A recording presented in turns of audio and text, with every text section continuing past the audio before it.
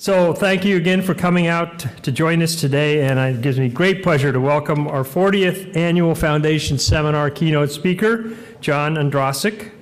John is a singer, songwriter, and philanthropist. He spent most of the past decade writing songs that invoke the human spirit. He records, performs under his band name, Five for Fighting. John's debut album, the critically acclaimed Message for Albert, was released in 1997, but his breakthrough came in 2001 with the Grammy-nominated song Superman, which was a platinum certified America Town CD. Now, if you don't think you know Superman, I guarantee you, if you listen to the song, you will recognize it. It's a very popular song. It's a wonderful song. And although it was climbing the charts prior to 9/11, I think it became a song of healing for the nation after the terrorist attack in New York on 9/11. In 2004, he recorded the platinum certified album, The Battle for Everything, which yielded the retrospective hit 100 Years, a song that's become part of the classic American songbook. In 2007, he created the first video charity website. The website allows fans to upload videos answering the central question, what kind of world do you want? The charities supported by his website include Augie's Quest for ALS, or Lou Gehrig's disease research, Autism Speaks, Fisher House Foundation, Save the Children, and Operation Homefront.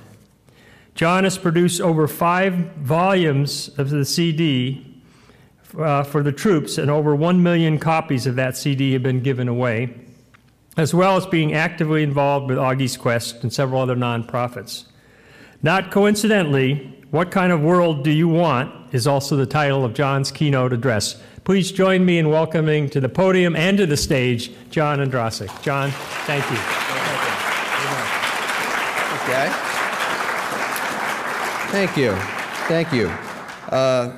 Thanks for that nice introduction. It is truly a pleasure to be with you today. I'm kind of overwhelmed. Rebecca just gave me a great tour of the Salk.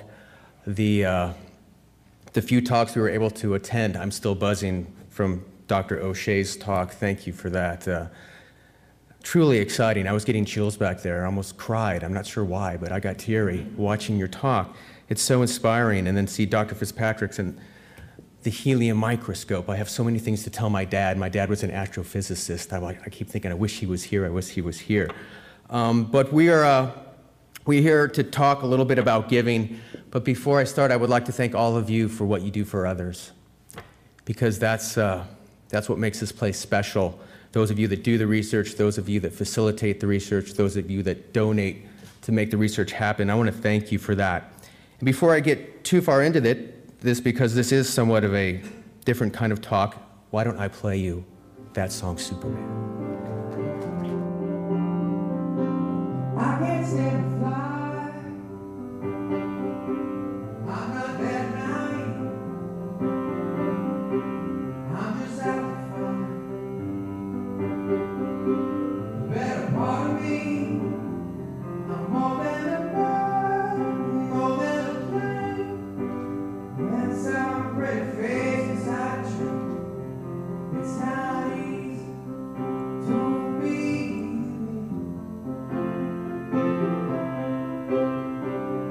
Wish that I could cry, fall upon my knees, find a way to lie, but I hope I'll never see misunderstood. Don't be naive, even heroes can rightfully not maybe this time. Won't you concede? Heroes have the right to dream. It's not easy to be me.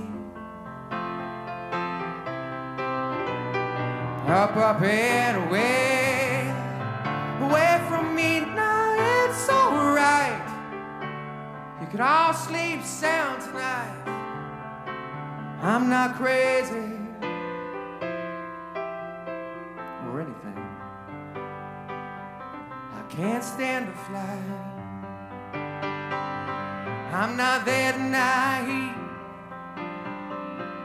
men were meant to ride with clouds between their knees. I'm only a man, a phony red sheep, digging for kryptonite on this one-way street. Only a man, phony red sheep, looking for special things inside of me, inside of me, inside of me, inside of me, inside of me. I'm only a man, a phony red sheep, only a man looking for a dream, only a man, a phony red sheep.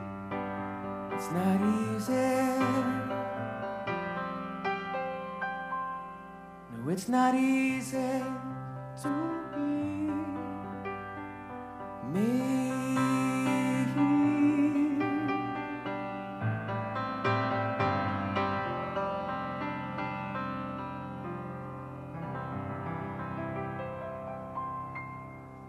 There's Superman for you. Thanks. I'm going over there. Thank you. Forgive me for my bouncing back and forth. But they asked me tonight to talk a little bit about some of the project we've done, and it's a little bit uncomfortable to talk about yourself and some of the stuff you've done. On the other hand, I am a somewhat celebrity from Hollywood, and we're very good at talking about ourselves. I think you could find that narcissism gene quite easily in Hollywood. And in our defense, actually, it's not bad to have a certain ego. Everybody needs a certain ego, especially when you go perform for 10,000 people, 20,000 people. And I think, for me, though, I have my wife, Carla, here, who's very good at keeping my ego in check. And listening to the introduction reminds me of a story when I was nominated for that Grammy for Superman. I lost to U2, by the way, which they only have like 50, okay? 49.50, does it matter on the bookshelf? I don't know. But I remember we were walking on the red carpet at the Grammys, and I looked at my wife and I said, honey, in your wildest dreams, could you imagine standing here with me right here, right now? And my wife looked up at me and said, honey, no offense, but you're not in my wildest dreams.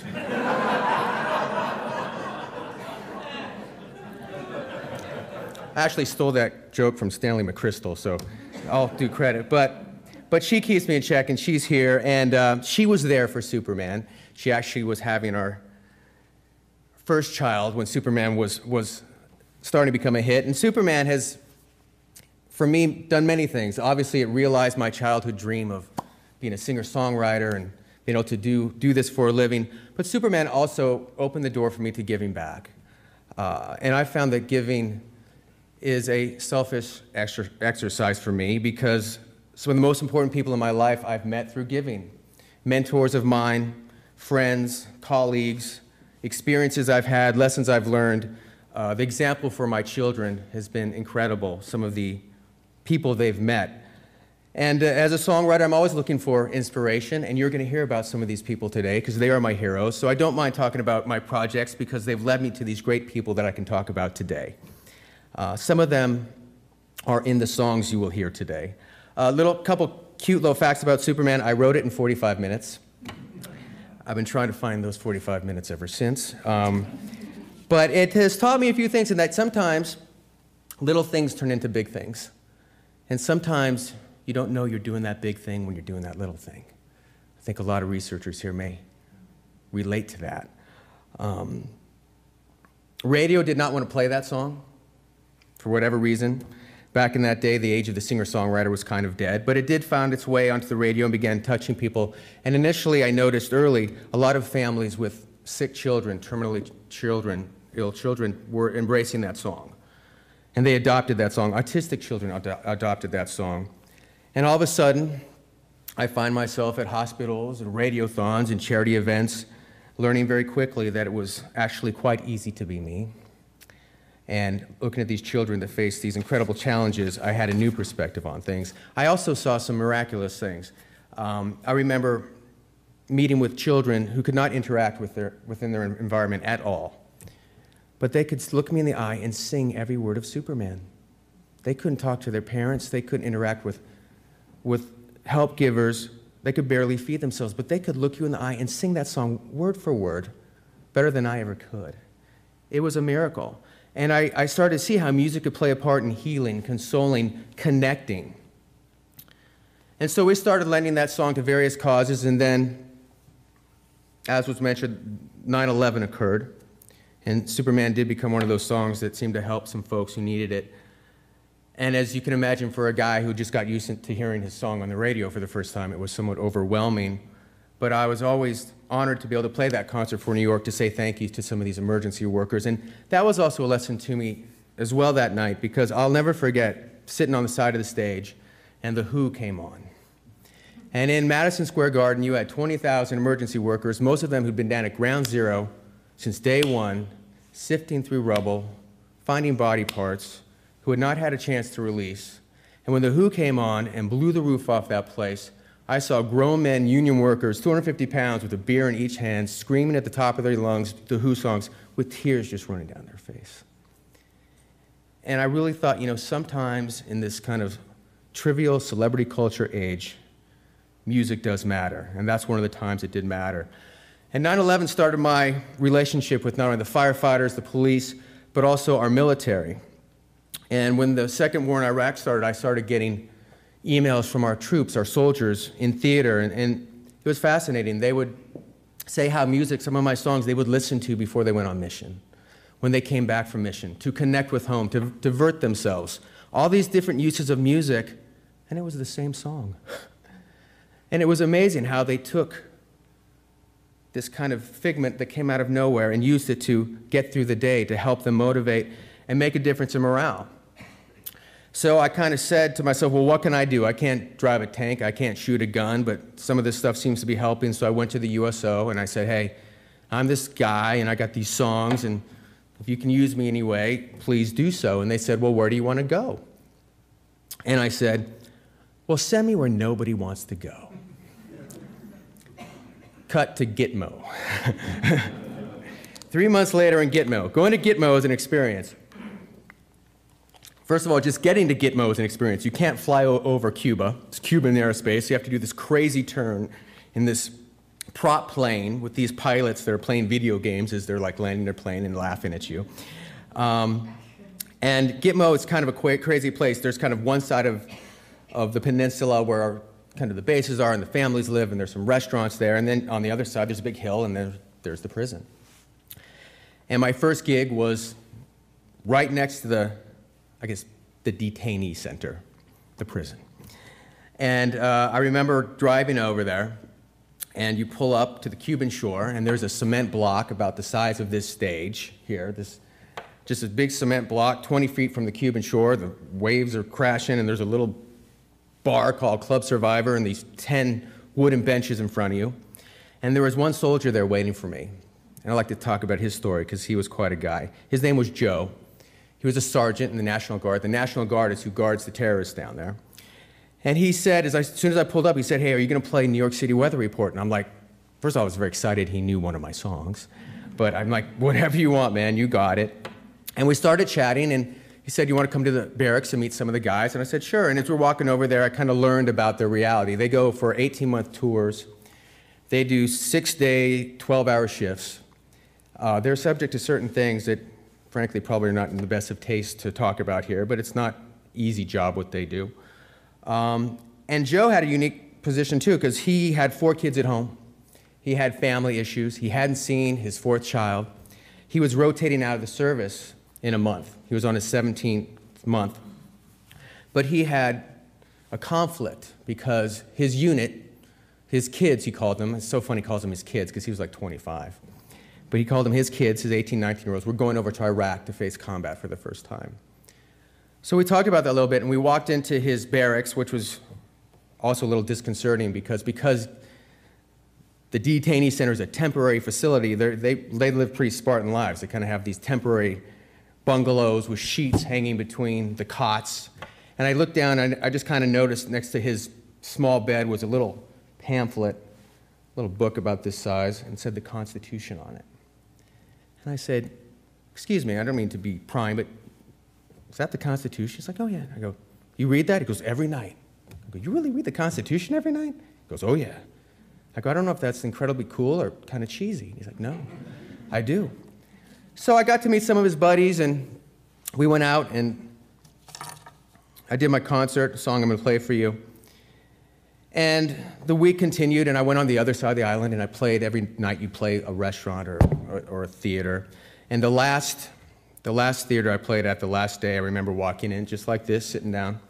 And Joe was sitting there and had some buddies, and we were doing sound check. And he said, hey, John, what do you do today? I'm like, oh, you know, I worked out, went for a run, almost killed an iguana, and wrote some lyrics. I said, what did you do today?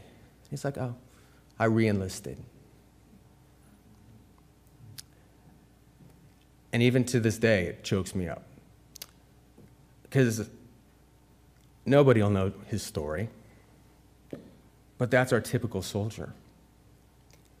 And he said, I can't let those guys go over there. I can't let them go by themselves. I'm going with them. So I'd like to play you one of the songs I played that night, at Gitmo, at Club Survivor, with the moon silhouetted by the American flag, with the Cuban guard gates in the back, a song called Freedom Never Cries that we actually made a video with our friends at TriWest Healthcare that we'll play along with it. So here is Freedom Never Cries, dedicated to Joe. In a mask with a gun, a man on the TV had a 10-year-old son. Saw a man on the TV, his son had a gun. He said that he's coming for me. I never loved a soldier till there was a war. Thought about tomorrow till my baby hit the floor. I only talk to God when somebody's about to die. I never cherished freedom. Freedom never cries.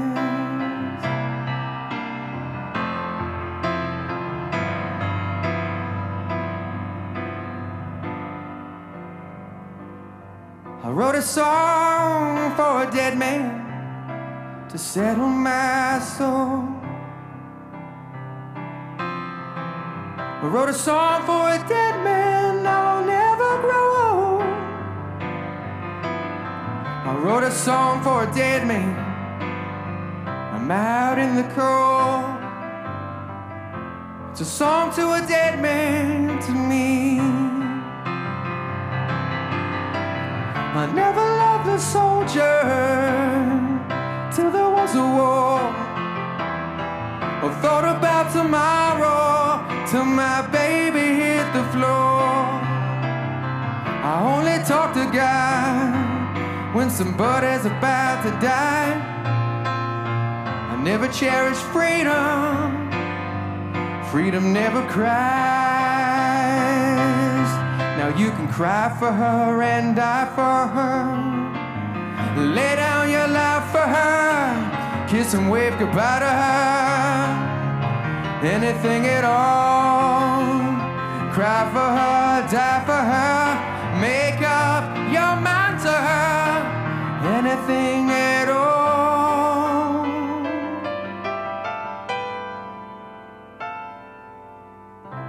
So baby on the doorstep, wailing away. Baby on the doorstep, longing for the day. There's a baby on the doorstep who'd give his life to take a flag to a pawn shop, a flag to a pawn shop. May he forget why he is crying so dead.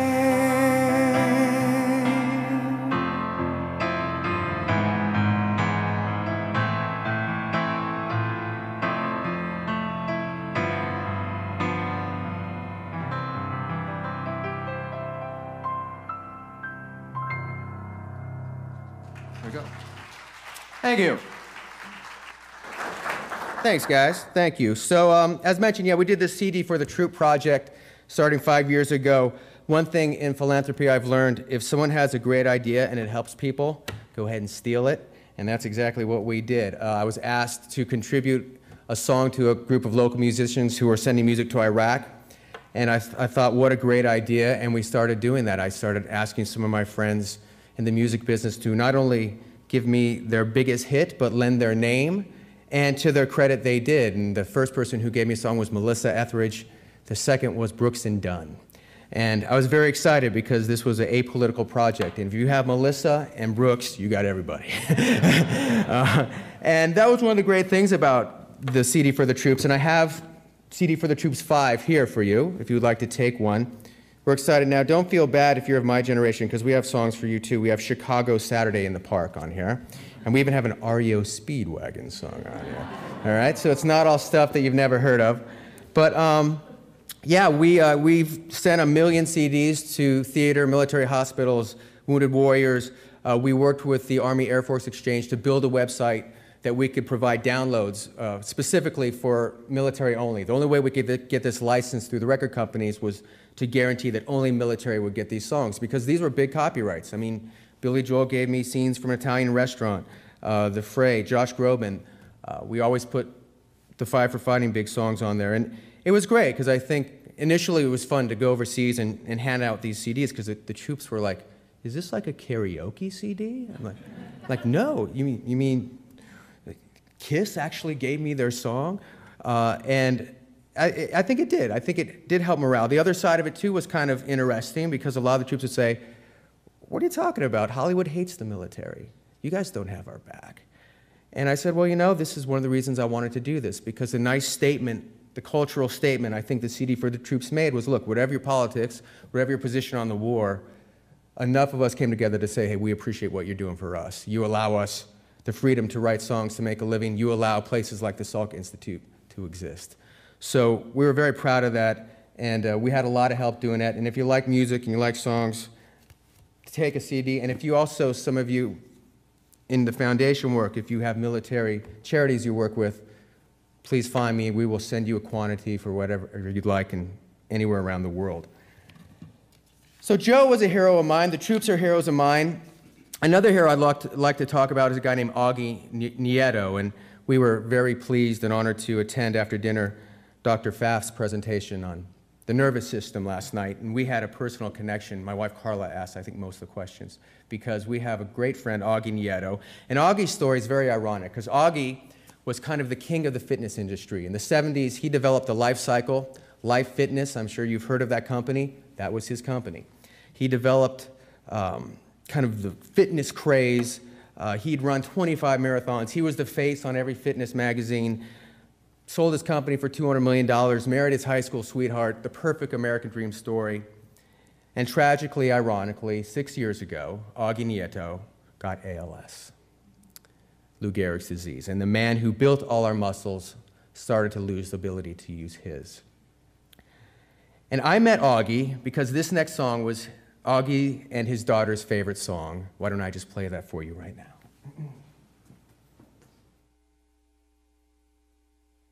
It's called 100 Years.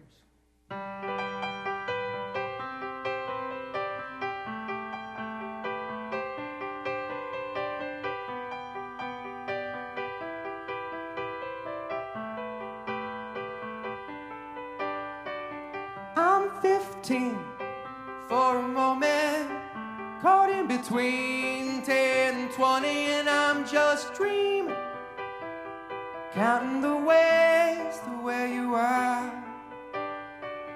I'm 22 for a moment, she feels better than ever. We're on fire, making our way back from Mars.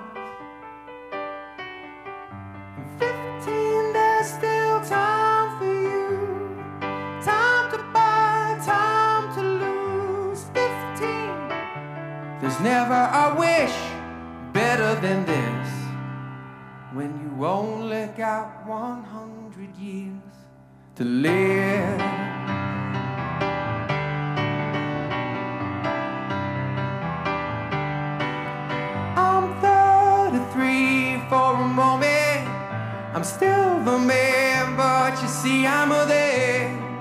on the way, family on my mind.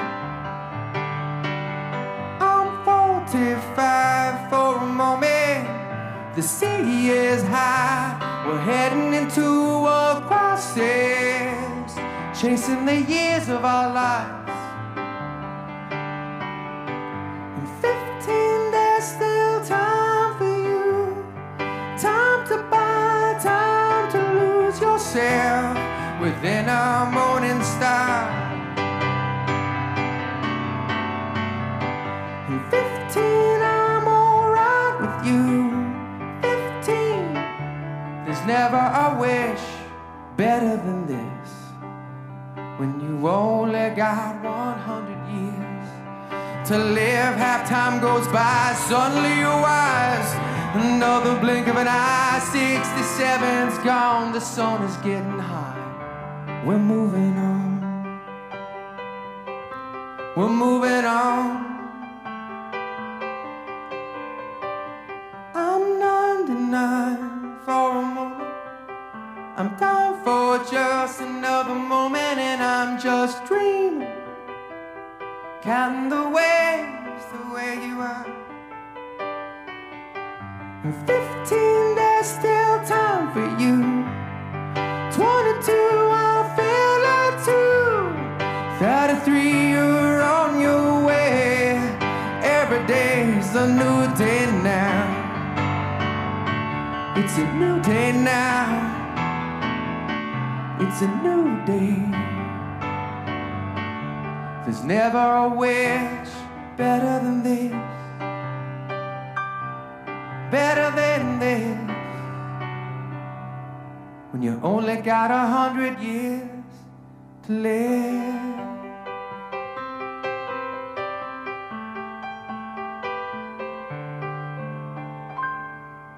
There's 100 years for you.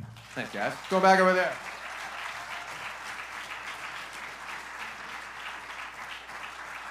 Thank you.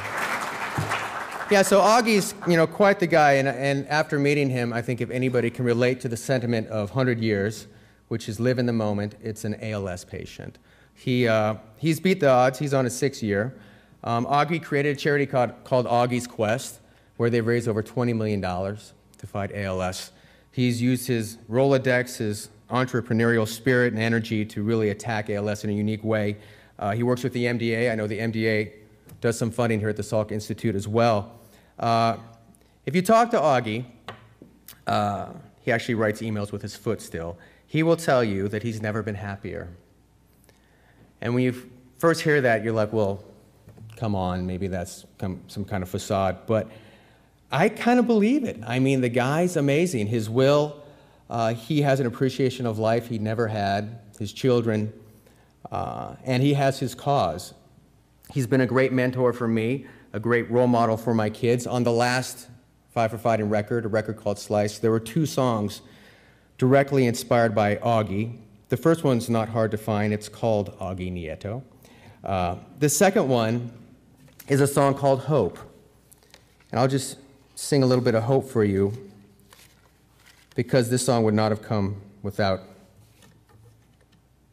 Augie's example. When life's got you down and you can't make a sound, 'cause love has forsaken you. When you're burning on fire but have no desire to put out the flames and move. You gotta have hope, you gotta have something. There's always a reason to break. You gotta have hope, 'cause nothing less will save the day. When you are in pain and step off the train and nobody's waiting for you, you can knock down each door of old metaphors or embrace the cold, hard truth. But you gotta have hope, you gotta have something. There's always a reason to break. You gotta have hope, 'cause nothing less will save the day. I see that look in your eyes. Well, I've seen it before. Each to our own disguise. If you need me, babe, you're not alone. when life's got you down and you can't make a sound, 'cause despair has stolen your song. Raise up your fist and into the abyss scream, coward, get off my lawn. You gotta have hope, you gotta have something. There's always a reason to break.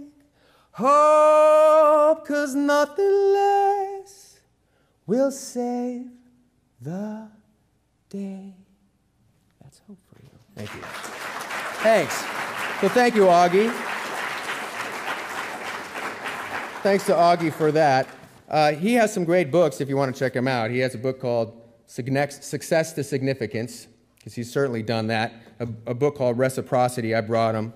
I think Augie would actually be a great speaker here to talk to you guys. He does a lot of speeches like this, especially with the research that's going on here at the Salk. Through Augie, I've kind of become an expert on the ballroom fundraiser. I know that's not what all of you do, but people do ask me. We're actually talking, I know you do the symphony show here, and people ask me sometimes about fundraising events, and do I hire bands? Do I hire singers? Is it worth it? Are they a bunch of freaks and idiots? Does it, usually.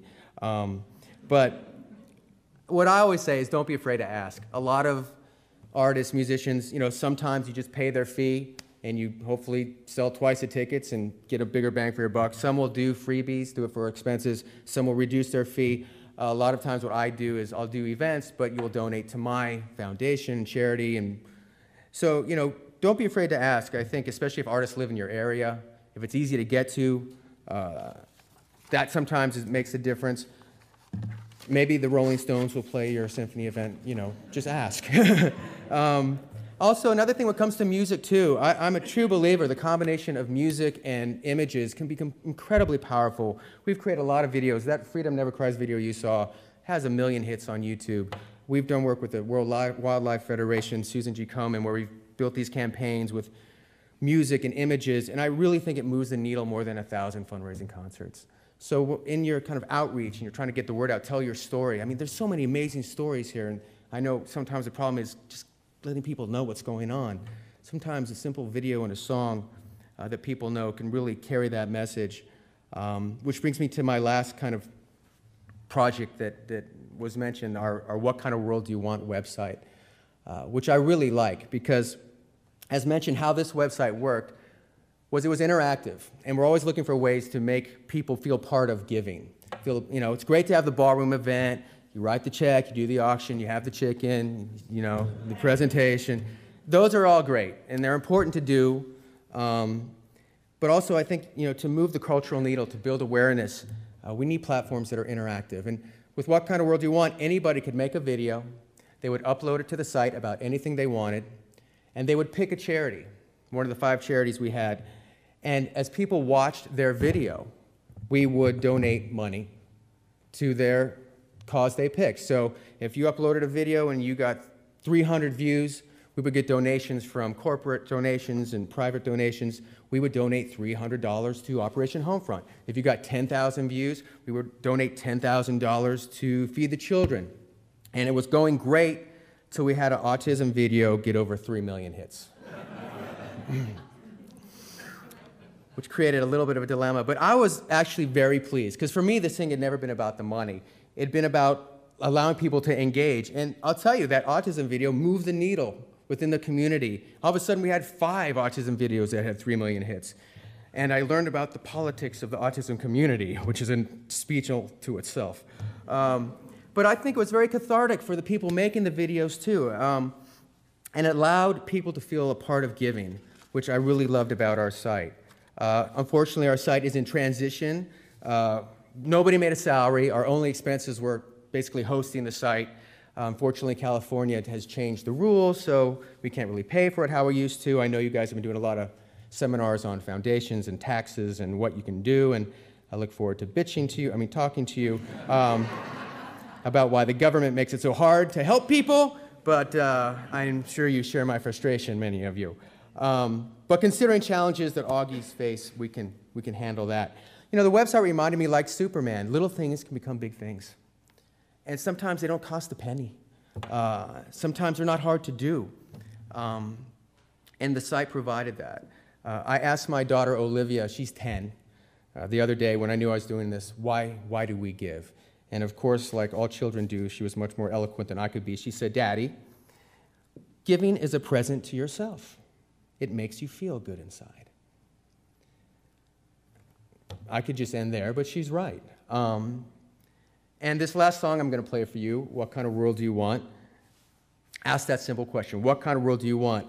It's kind of a bit silly to ask that here because I always talk about making a difference and changing the world. This is where that is happening, where we're ground zero of what kind of world do you want at the Salk Institute. But when people do ask me about giving, I remind them, the lessons I've learned is, don't be afraid to ask. I'm telling you, get Josh Groban next summer for the symphony out there. You never know. Don't be afraid to offend somebody. Some people were not happy when I went down to Gitmo. As I said, in the autism community, it's nuts. You can really create a lot of enemies by doing only good things. Don't be afraid to rip off other people's good ideas if it's going to help someone. That's exactly what this is. And we give them credit, but it's still to help folks. Enlist your friends and family. Find people that share your passion, your hopes. Find allies with a voice, too. That's another important thing. Many of you may know Hugh Hewitt. He's a radio talk show host down here in Orange County. He's been a great advocate for the CD for the Troops and Augie, just letting people know what's happening. Keep coming up with new ideas. Take advantage of the social networking, the flattening of our world. It's amazing what 10 minutes and a video can turn into. See Justin Bieber. Have fun, keep making a difference for others and for yourself. I'm going to play World for you right now. I was asked to play the kind of the close of the space shuttle mission last summer, which you can imagine was somewhat of a melancholy day.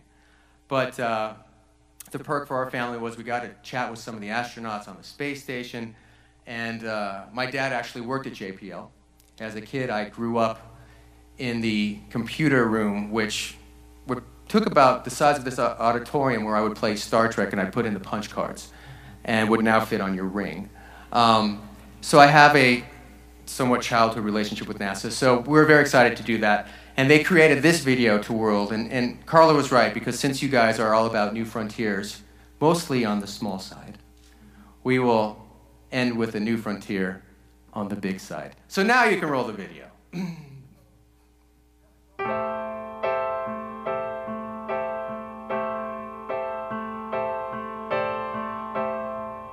I got a package full of wishes,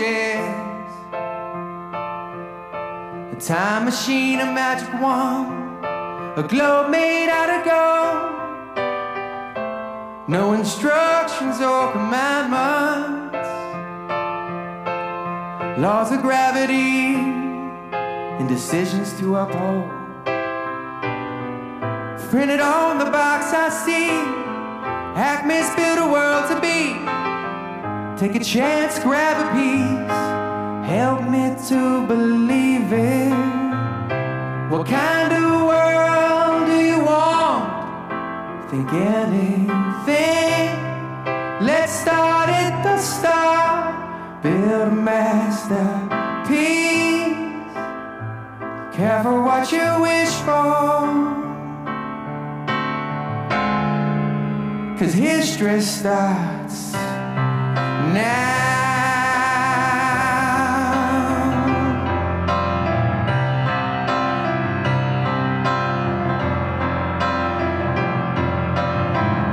Should there be people or peoples,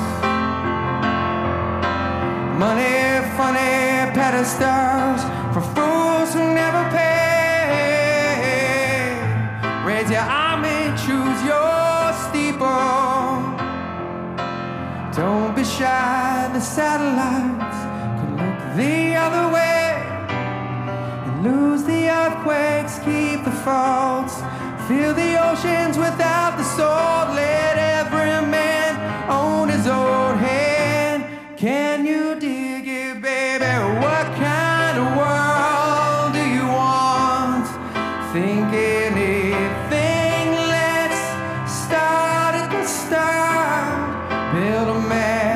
masterpiece.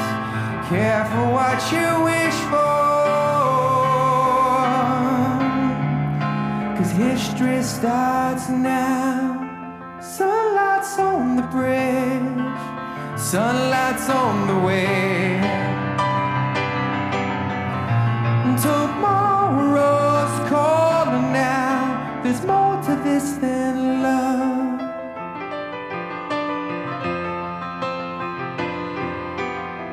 What kind of world do you want?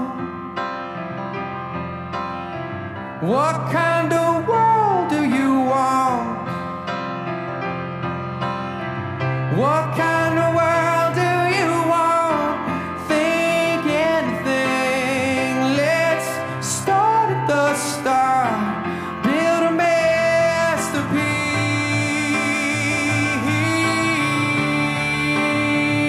yeah. 'Cause history starts now.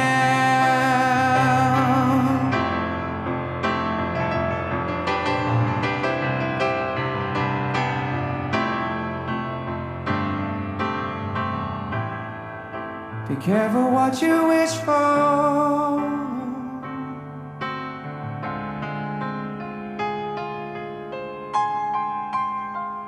Start now.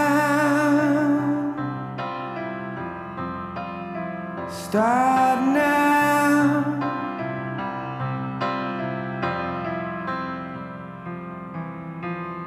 Thank you very much, guys. It's been a pleasure. Thanks a lot.